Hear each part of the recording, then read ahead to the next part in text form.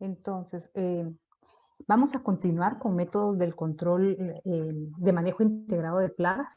Y para poder explicar estos dos que voy a dar a continuación, los primeros dos que voy a dar a continuación, me voy a basar en una plaga de importancia económica a nivel mundial, que es la mosca del Mediterráneo. Entonces vamos a hablar de la plaga y ahí vamos a ir viendo los tipos de control. Muy bien. Entonces, la mosca del Mediterráneo, que es Ceratitis capitata, es una de las principales plagas a nivel mundial. Es una plaga muy destructiva y lo es porque ella tiene, dentro de sus múltiples propiedades que ella tiene, es que tiene un amplio rango de hospedero. Y eso es parte de que le ha dado el éxito de ella para que sea tan complicada su manejo.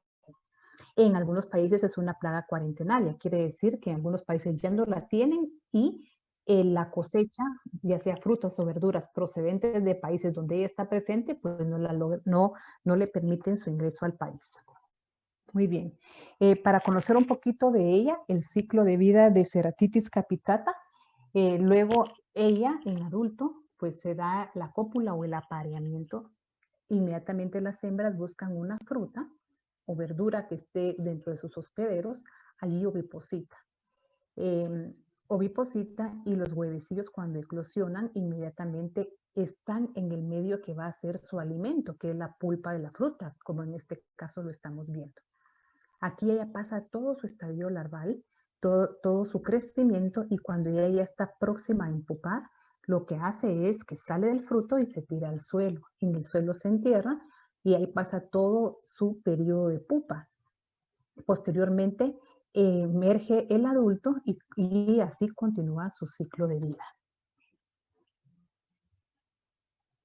En cuanto a la distribución, como les había dicho, es una distribución mundial, pero se llama mosca del Mediterráneo porque ella tiene, pues como cualquier, o como, sí, la mayoría de las especies vivas tiene su rango ideal en cuanto a ecología, es decir, en cuanto a temperatura, humedad relativa y todas estas condicionantes, pues limitado. Y está limitado a este lugar de acá, principalmente del trópico y subtrópico, y de ahí su nombre mosca del Mediterráneo. Ella viene, su origen es de África. Es probable que de África haya llegado a Europa y de Europa a América, o directamente de África a el continente americano. Pero este es el origen de la mosca del Mediterráneo de Ceratitis capitata. Las partes blancas que vieron ahí es donde ella no está, porque sus condiciones, voy a regresar.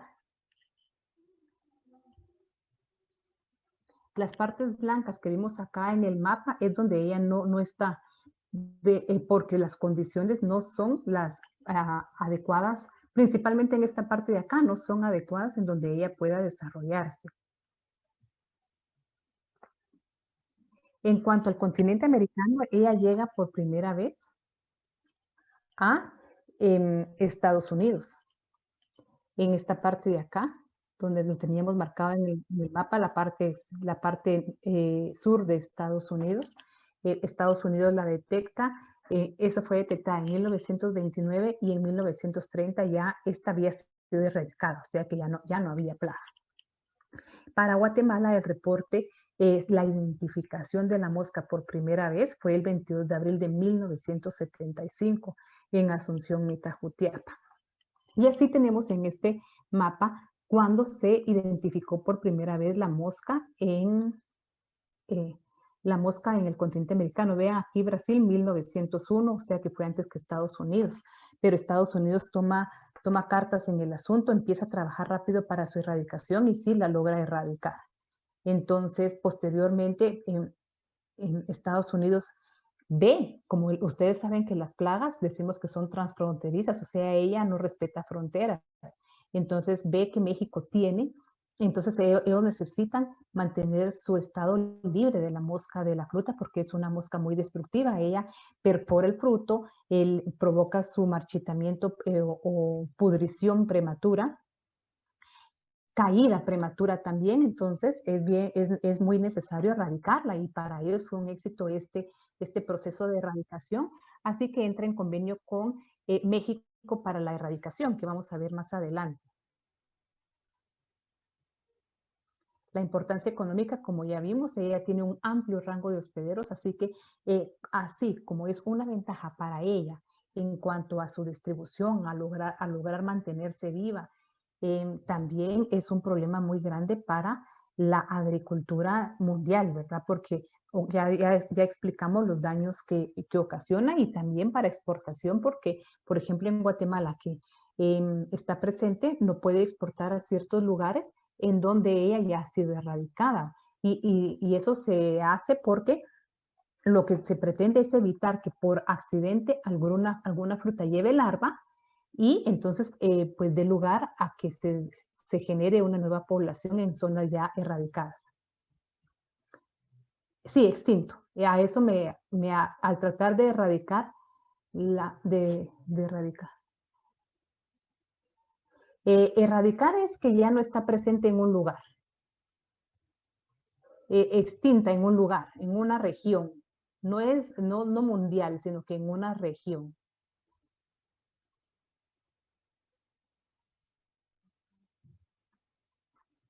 Entonces, ¿cómo es que Estados Unidos logra erradicar?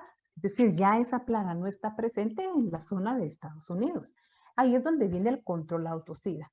El control autosida, nuevamente la etimología de la palabra auto, por ejemplo, cuando uno va a una gasolinera, por ejemplo, de autoservicio, ¿quién sirve la gasolina? Uno mismo. Uno mismo, exactamente. Entonces, a eso hace referencia con auto. De uno mismo y sida, muerte. Entonces, a lo que se refiere es que la misma especie va a ir ocasionando su muerte o provoca el bloqueo de que siga creciendo la población. ¿Cómo se da el control autosida o en qué consiste? Entonces, el control autosida se basa o consiste en la técnica del insecto estéril. Entonces, lo que se pretende es esterilizar al insecto. Particularmente se esterilizan, en el caso de Ceratitis capitata, se esterilizan los machos para que, eso pues todo es un proceso en laboratorio para que cuando posteriormente estos machos estériles son liberados en campo, pues se va a dar una cúpula natural, pero van a ser huevos infértiles. Entonces, ya con los huevecillos infértiles, entonces ya empezamos a disminuir la población de este insecto. Entonces, nuevamente, ¿verdad? Como decimos auto, nos estamos refiriendo a la misma especie a través de la cópula de las moscas que ya explicamos, ¿verdad? El apareamiento de macho y hembra, solo que macho ya es estéril, entonces ya no hay descendencia porque los huevecillos ya no son viables. ¿Y cómo se hace eso? A través de irradiación de rayos gamma. Para poder hacer esto, pues tenemos que tener una alta cantidad de machos estériles que van a ser liberados en campo. Entonces estamos hablando de una producción masiva de machos estériles. Como les decía, Estados Unidos aplica el control autosida con Ceratitis capitata en su región y logra erradicarlo. Como les decía, son plagas que pues el insecto no sabe, bueno, aquí ya es México, aquí es Estados Unidos, yo no me voy a ir para allá. Ellos pues se van a movilizar, se pueden movilizar con el transporte, con frutas, con el viento. Entonces, cualquier forma de que pueda llegar a haber una nueva invasión en Estados Unidos, entonces Estados Unidos hace un convenio con México para aplicar el control autosida. Este consiste entonces en hacer la crianza masiva de machos, esterilizarlos y liberarlos en campo. Básicamente en eso consiste. Hace convenio con México. En México existe, pues al principio era la planta más grande de producción de insecto estéril, de machos estériles, de Ceratitis capitata, y empieza a liberarlo en México. Posteriormente, Estados Unidos también abre un convenio con México y Guatemala para establecer acá en Guatemala también la planta de producción de machos estériles y la liberación del mismo para intentar erradicar esta plaga en Guatemala. Actualmente Guatemala tiene la planta productora más grande de machos estériles de Ceratitis capitata y ha crecido tanto esta planta de producción y se ha especializado tanto con el apoyo principalmente de Estados Unidos y quizás un poco de México también. Y entonces, además de que es la planta más grande, es Guatemala un ejemplo y muchos representantes internacionales, científicos han venido a capacitarse acá en Guatemala para la técnica del macho estéril de Ceratitis capitata. Con él, entonces todo esto es a través del programa Moscamed. Entonces, ¿qué es lo que hace Moscamed?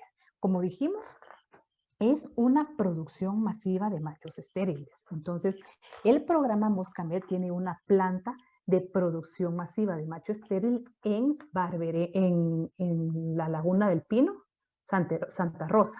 Yo digo que es Barberena, Santa Rosa, a la par de la Laguna del Pino. Ahí están ellos colocados. Tienen entonces, es una planta muy grande con grandes salas especializadas para llevar todo el proceso que les voy a explicar a continuación. Entonces, ¿cómo sucede todo esto? Iniciamos, quiero ver cómo, así, ya mejoró el número. Iniciamos entonces, Moscamed inicia esto con lo que se llama filtrado genético.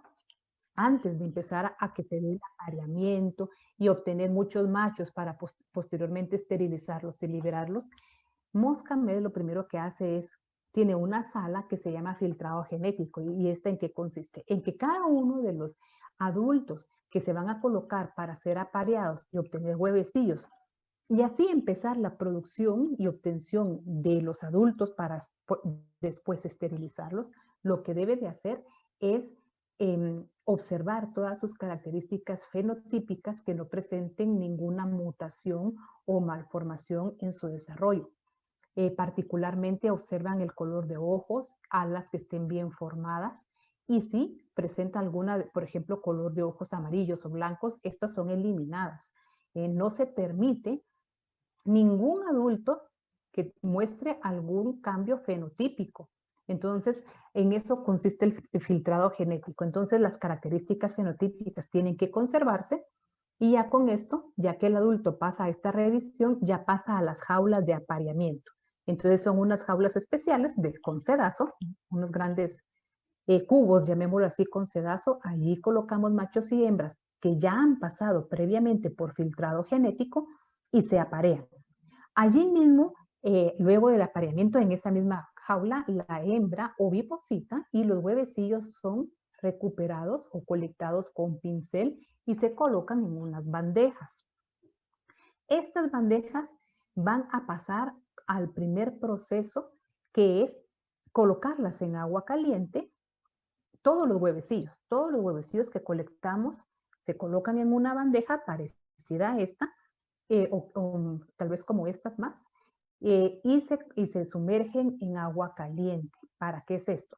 Resulta que los huevecillos de las hembras, es decir, el huevecillo que va a dar lugar a una hembra adulta, el huevecillo que va a ser hembra, ellos no toleran esta temperatura, mientras que el huevecillo que va a ser macho sí la tolera. Entonces lo que se pretende en este primer paso es eliminar hembras.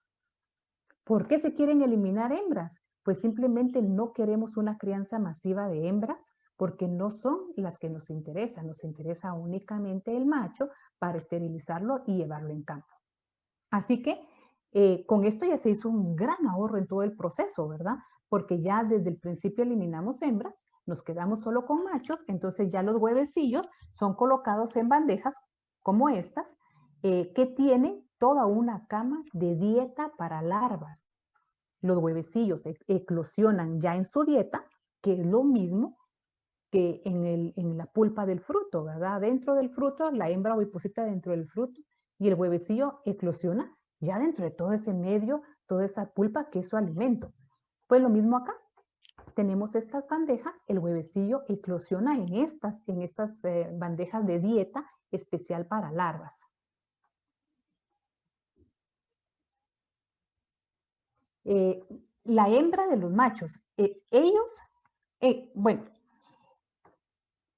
acá en el ovipositor se puede observar, no sé si esa es la pregunta exacta, en el adulto, en el ovipositor se observa el ovipositor, digámoslo así, de la hembra, que lo va a tener pues obviamente solo ella y el macho no. Entonces, mejor dicho, en el abdomen observamos el ovipositor. No sé si es esa la pregunta.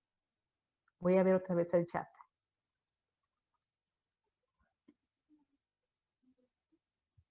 El agua, según recuerdo, porque esto no lo tengo tan presente, pero según recuerdo creo que es como 36 grados que los huevos de la hembra no soporta y el macho sí. Bueno, entonces la hembra de los machos, en el abdomen podemos ver el ovipositor y así es como identificamos machos y hembras. Pero la eliminación de macho y hembra es en fase de huevecillo, ¿verdad? No en fase adulto, sino que los huevos que colectamos todos se colocan en agua caliente, que creo que son los 36 grados, y la hembra no lo tolera, o sea, los huevos que van a ser hembras no lo tolera y mueren esos huevos, y los huevos que van a ser machos sí lo tolera y sobreviven. Ya pasó los huevecillos por este proceso y tenemos entonces ya los huevos los colocamos en camas con la dieta larval, que es donde ellos eclosionan y van a ir creciendo alimentándose de esta dieta, van consumiendo la dieta y se cambian de bandeja hasta que ya están próximos a empupar.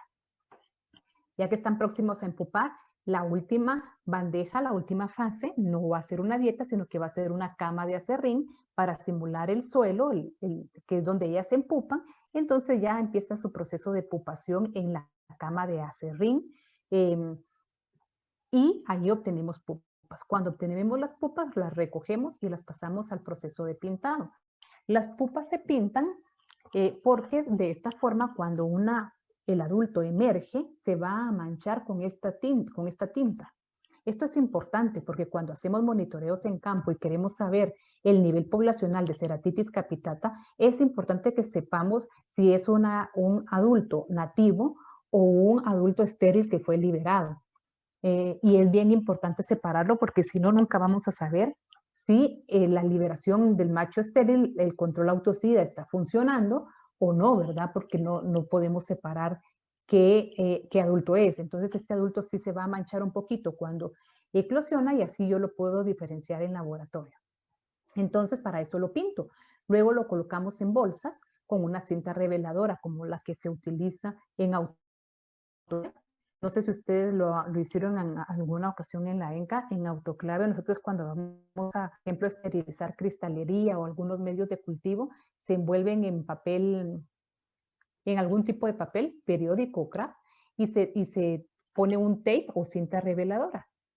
Cuando pasa el proceso de autoclave, la cinta se va a marcar con unas rayas y esto me está indicando que ya pasó por el proceso de autoclave. Entonces, así cuando yo llego a usar esa cristalería o medio, yo ya sé que sí está estéril, ¿verdad? Entonces, para eso se pone esta cinta reveladora, pero en este caso la cinta reveladora va a funcionar para el proceso de irradiación. Colocamos entonces en bolsas plásticas, le ponemos la cinta reveladora, se hacen los paquetes de pupas previamente pintados y entonces ya se colocan pues en orden acá en este equipo de irradiación.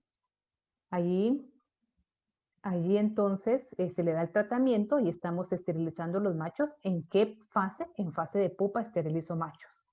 Posteriormente empaco esas pupas y las llevo a los lugares donde van a ser liberadas, a los centros de liberación. Todo el proceso de la producción del macho estéril es en la Laguna del Pino. Ya obteniendo pupas estériles, ya se trasladan a los centros de liberación, allí se colocan en jaulas, cuando llegan, emergen los adultos y los tengo listos para liberar. Cuando ya voy a cargar el medio de transporte, sea helicóptero o avioneta, para liberarlos, entonces los duermo con temperatura baja, con una baja temperatura, el insecto pues se va a tener poco movilidad o se duerme, la coloco en las cámaras liberadoras de estos transportes, ya sea helicóptero o avioneta, y luego se libera. Ya cuando empieza a elevarse la temperatura, ellas se despiertan nuevamente y se liberan. Y listo. Básicamente en eso consiste el control autosida. Esta es la planta productora de macho estéril en la Laguna del Pino, en Santa Rosa. De aquí, pues hay grandes, como les digo, habitaciones, una solo con pupas, otra solo con larvas, y así sucesivamente. Tienen un laboratorio pequeño de genética que creo que queda como por acá, no me ubico bien. No, yo no trabajé acá, sino que yo todavía trabajo de vez en cuando trabajo con una compañía que hace auditorías. Entonces yo les doy acompañamiento como agrónoma, ¿verdad? Entonces he ido varias veces acá y me sé todo este proceso en el acompañamiento de las auditorías. Entonces, por eso me sé bien cómo queda todo esto. Y creo que por acá, este pequeñito, creo que es el laboratorio que se le llama filtrado genético, ¿verdad? Que es el que empieza a observar todas estas características. Muy bien. Acá tenemos las liberaciones. Solo voy a ver el chat. Ah, sí, esto es muy bonito. Muy interesante. Bien, bien bonito. Aquí tenemos las liberaciones dependiendo la altura. Pueden emplearse helicópteros o avionetas. El criterio de la liberación va a depender de los muestreos que se hagan antes, ¿verdad? De que el nivel poblacional de la mosca, y dependiendo de eso, pues también va a ser la frecuencia de las liberaciones. Ya con los muestreos en campo, entonces se identifican las coordenadas, y ya con GPS, entonces se establece la ruta de vuelo y se hacen las liberaciones.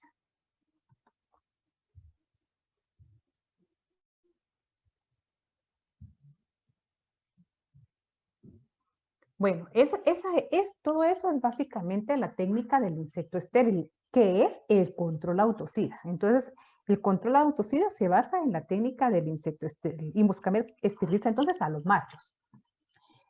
Pero Moscamed no solo hace eso, sino que Moscamed tiene un manejo integrado de plagas, así que este también es un buen ejemplo para que nosotros veamos en el manejo integrado de plagas. Dígame, Jordi.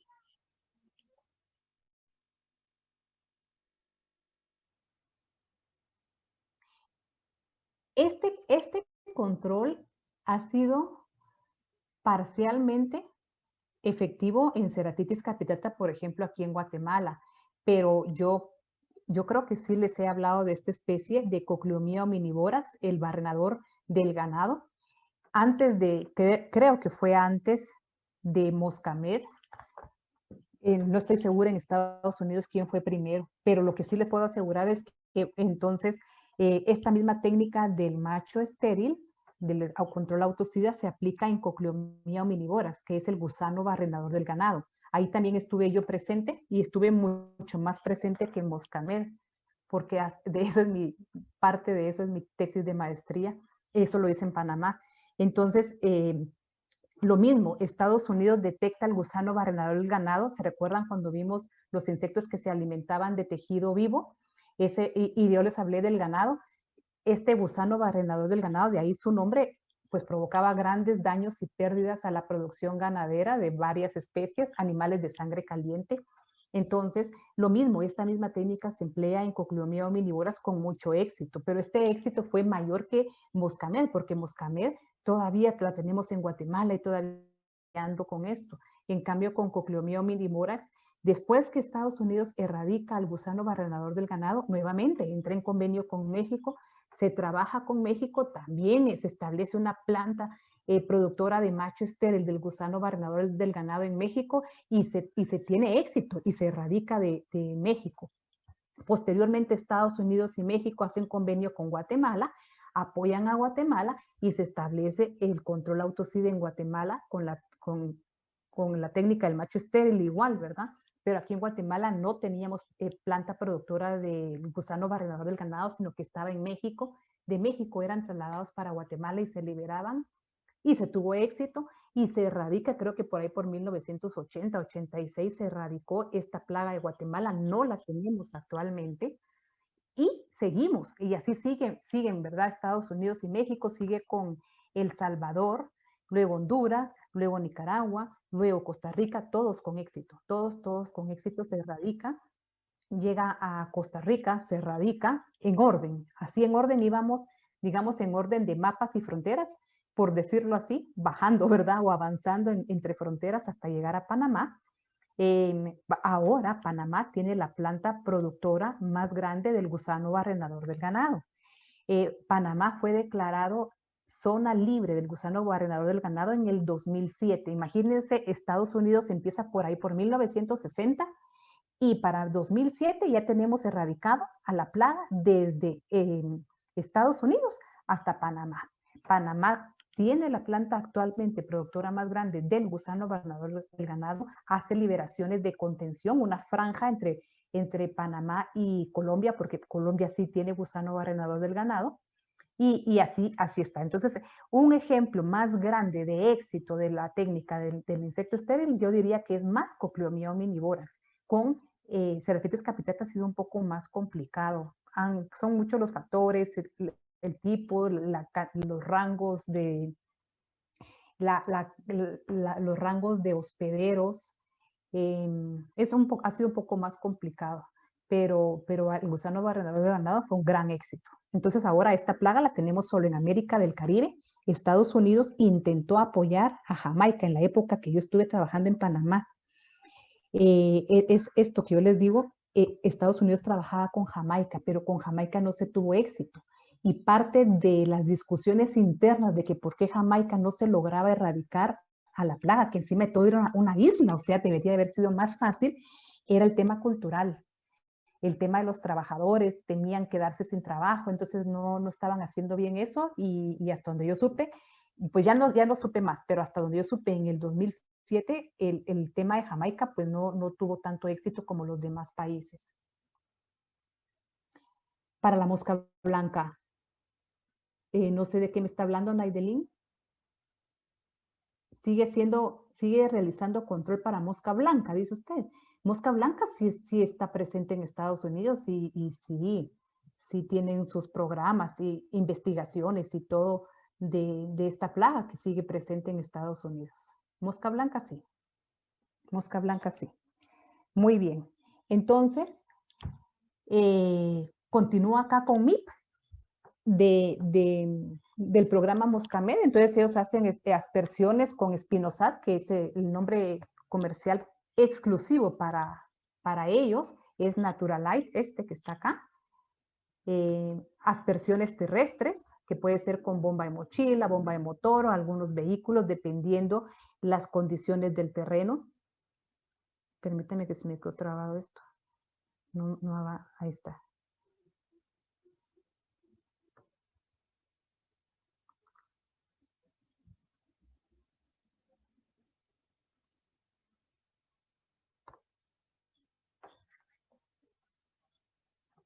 En lugares donde no pueden hacer las aplicaciones terrestres, entonces utilizan trampas como estas que están viendo acá. Lugares que son muy montañosos, se utilizan trampas para el control y monitoreo de la mosca. O sea que están aplicando el autocida, el control químico, el control etológico con las trampas, el control mecánico, colectan todos los grupos, todos los frutos, perdón, con evidencia con larvas de la Ceratitis capitata y estos son enterrados. Recuérdense que la pupa se empupa en suelo, ¿verdad? Valga la redundancia. La larva pasa, se tira al suelo y ahí empupa, entonces debe ser una profundidad de 25 centímetros o mayor para evitar